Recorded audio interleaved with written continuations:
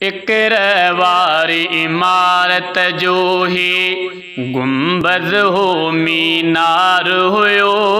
इकरा वारी इमारत जो ही गुंबद हो मीनार हुयो। साईं मुहम्मद आलिम बेशक हक जे गिचीअ में हार हुयो।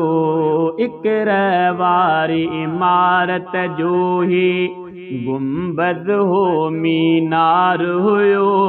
साईं मुहम्मद आलिम बेशक हक जे गिचीअ में हार हुयो। इकरा वारी इमारत जो ही केडी कई क़ुरान जी ख़िदमत 54 वरह साईं फैज़ भरियो दरिया वयो ही बचपन खां पोढ़ पताईं। केडी कई क़ुरान जी ख़िदमत 54 वरह साईं फैज़ भरियो दरिया वयो ही बचपन खां पोढ़ पताईं। सुन्नत जो पाबंद सदाईं तक़वा जो किरदार हुयो। सुन्नत जो पाबंद सदाईं तक़वा जो किरदार हुयो।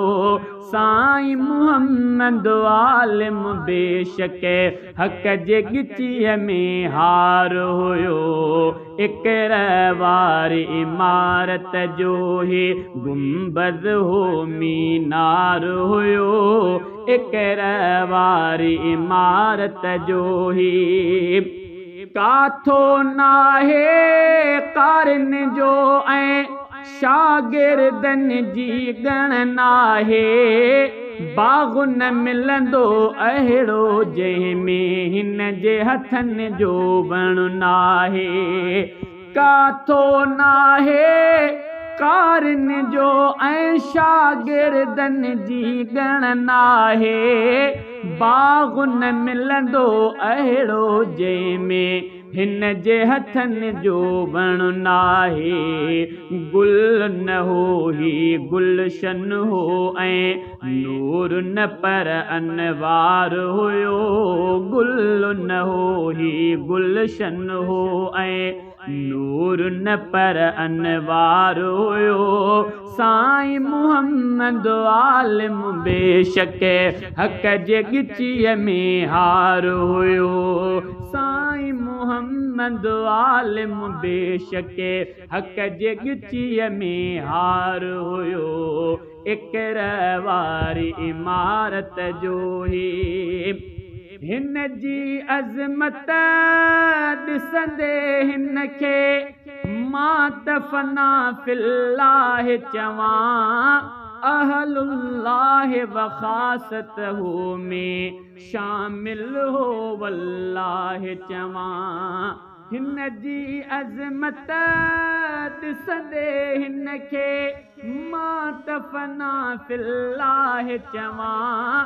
अहलुल्लाह व ख़ासतहू में शामिल हो वल्लाह चवां। दीन जो आशिक हो ही दिलबर दुनिया खां बेज़ार हुयो। दीन जो आशिक हो ही दिलबर दुनिया खां बेज़ार हुयो। साईं मुहम्मद आलिम बेशक हक जे गिचीअ में हार हुयो। इकरा वारी इमारत जो ही गुंबद हो मीनार हुयो। इकरा वारी इमारत जो ही आहे करामत पंहिंजे बचन खे पाण ई वेही पढ़ायो आ। अठई पुट क़ुरान जा कारी केॾो वॾो सरमायो आहे करामत पंहिंजे बचन खे पाण ई वेही पढ़ायो आ।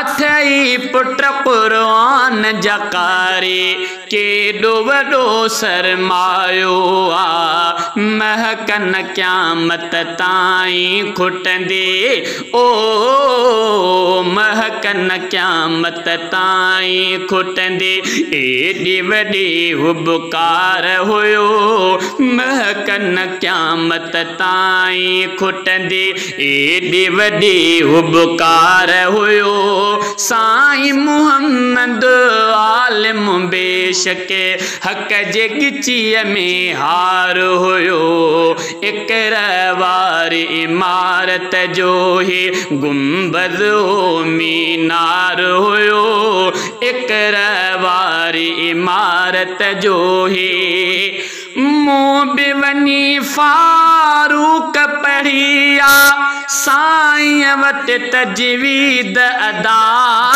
जंहिंखां पोइ चिटी थी मुंहिंजे इल्म जे अख जे दीद अदा मूं बि वञी फारूक पढ़िया साईं वटि तजवीद अदा जंहिंखां पोइ चिटी थी मुंहिंजे इल्म जे अख जे दीद अदा मुंहिंजे लाइ त दुआ जो दर हो ओ मुंहिंजे लाइ त दुआ जो दर हो मुंहिंजे अखियुनि जो ठार हुयो साईं मुहम्मद आलिम बेशक हक़ जे गिचीअ में हार हुयो इकर वारी इमारत जो ही गुंबद हो मीनार हुयो इकर वारी इमारत जो ही गुंबद हो मीनार हुयो साईं मुहम्मद आलिम बेशक हक़ जे गिचीअ में हार हुयो।